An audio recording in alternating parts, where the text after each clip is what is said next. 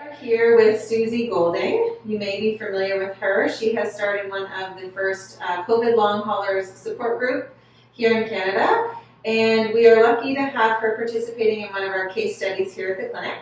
We are trying to outline and demonstrate how integrated care can improve people's function post-COVID and with the long haulers. So Suzie, thank you for joining me. Can you maybe give me a bit of background on what's happened to you when you got COVID and kind of a bit of your journey up until now? Right, well, I got COVID on March 21st. After being at the hospital, I'm losing my train of thought, I can't go back and forth. After being at the hospital for a yearly screening, I fell ill with what felt like a sinus infection. Turned out to be like an ear, nose, throat, and then dropped into my gastrointestinal. I lost my sense of taste, had a terrible cough, had symptoms of GERD, a lot of gas and stomach acid, and just, the symptoms came on really abruptly and quite strong, and lasted for weeks and sort of never really waned, never went away. And then they sort of ended up in my heart, and I was having issues of chest pain and palpitations and felt like muscle spasms. And this took me into June. So that was sort of like the acute phase, where I ended up in the hospital because I had a symptom. I had lesions all over my tonsils, just on the one side of my throat, and I was having trouble swallowing a lot. And I had taken a couple of courses of antibiotics, and nothing seemed to touch the ear, nose, throat, what we thought was like a sinus infection. And so, had a test at the PCR test at the hospital, and which came back negative. And so at that point is when sort of the onset of all the neurological issues that I'm having today started. And it started off with like a really severe, debilitating fatigue, and almost like an onset of dementia, where a lot of brain fog, having troubles with cohesively thinking, trying to speak, trying to really function. It was just a really terrible thing. And so some of the symptoms did resolve, but some of them carried on for months. And actually just had my year COVID anniversary the other day, and still have many of the symptoms of the neurological, the gastrointestinal, and there's a lack of sleep, insomnia that affects me, and just has left me unable to function like I did before I had COVID. And what sort of treatment avenues have you been offered, either through the medical system or ongoing throughout your journey in this process? Basically, Gatorade and Tylenol. Okay. Yeah. Now, there's not a lot of treatment out there because I did have a negative PCR test, so it's very difficult to get into any kind of the research groups that are studying the effects are only taking on people with positive tests, and they don't really offer. It's more focused on the research, collecting data, than it is in offering a rehab.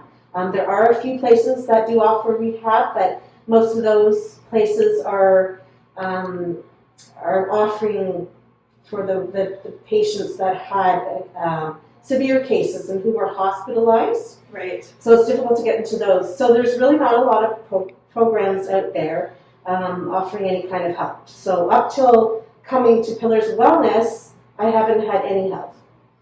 Okay, and I think that's one of the things that's really unfortunate, right? Is there's a lot of people out there that are left without direction.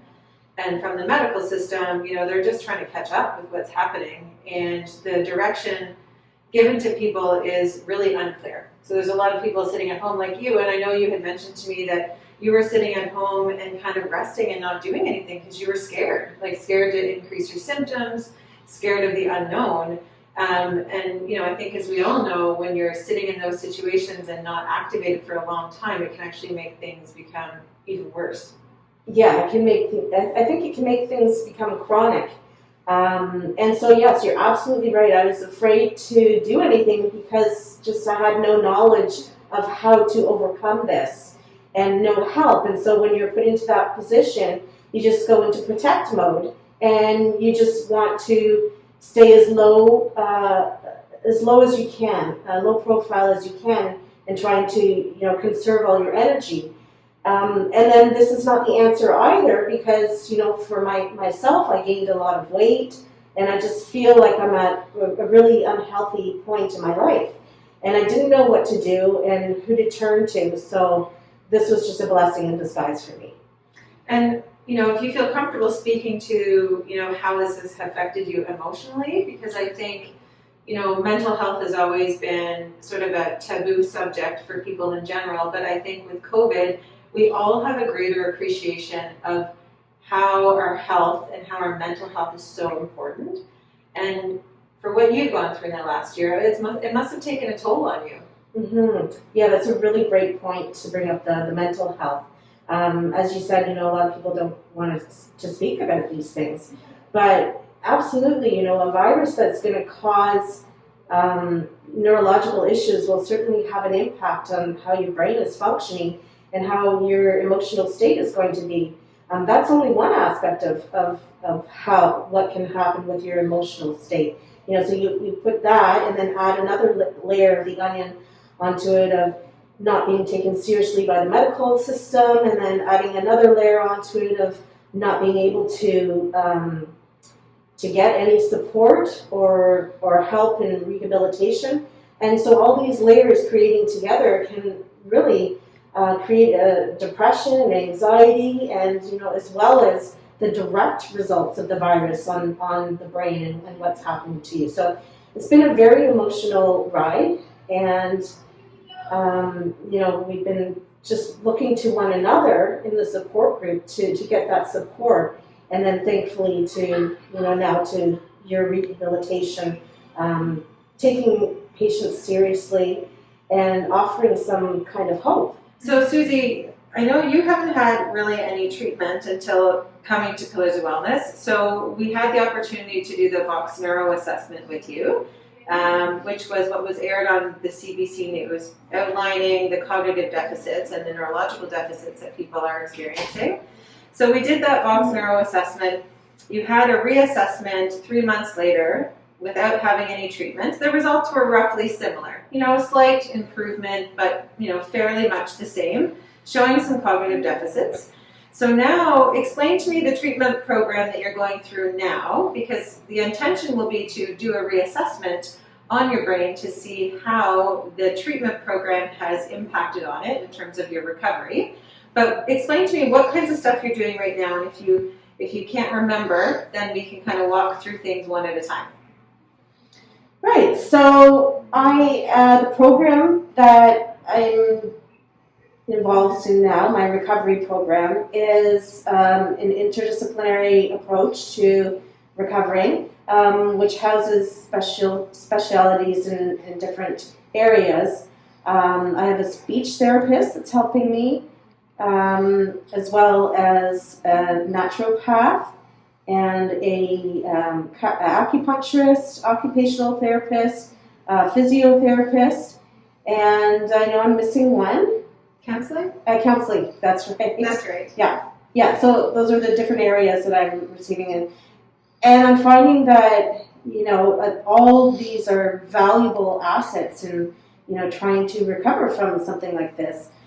Because it's like I said, it's just so multi-level, multi-layered that it affects you in so many different profound ways.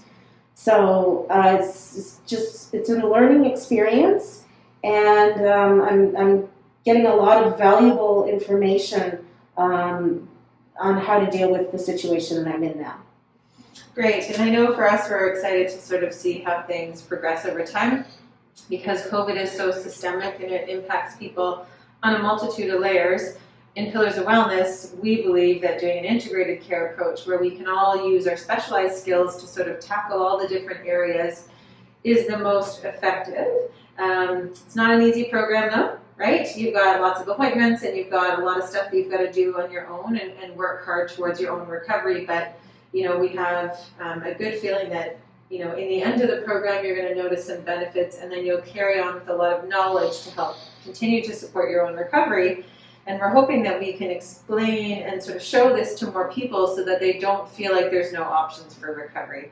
Because the feeling that I get from many of them when I read all of their posts is that they just don't know where to turn to, and they don't really know if there's anything out there that's going to help, right?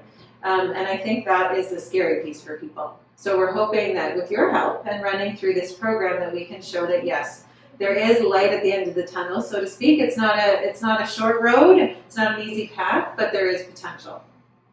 Yeah, I think it's really important that people understand that there are options and that there are people that are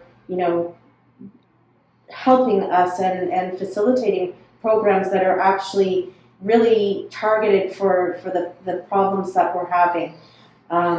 And it's important to take care of yourself and to search out and find the dedicated professional help that actually are dealing with people who have had who are long haulers suffering from COVID.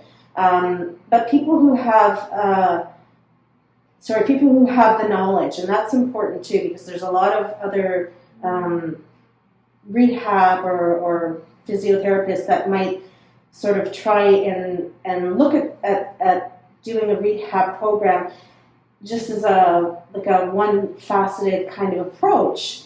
And I think it's very important that you understand that not every rehab center is going to have the capacity to be able to deal with COVID, and that you really do need to look for these specialized clinics that have an interdisciplinary sort of approach with a well-adverse team that actually has taken the time to inform themselves and educate themselves on how to deal best with COVID and the long-haul symptoms. That's kind of sums it up quite nicely. So we thank you for being kind of a pioneer. I'm sure a lot of your long hauler support group is very grateful to have you and have that support. And being involved in more of the case study research, helping us grow our knowledge here and helping us kind of spread the word to other people. So we do thank you greatly, and we hope and we will work really hard to see you get the gains that you need to have.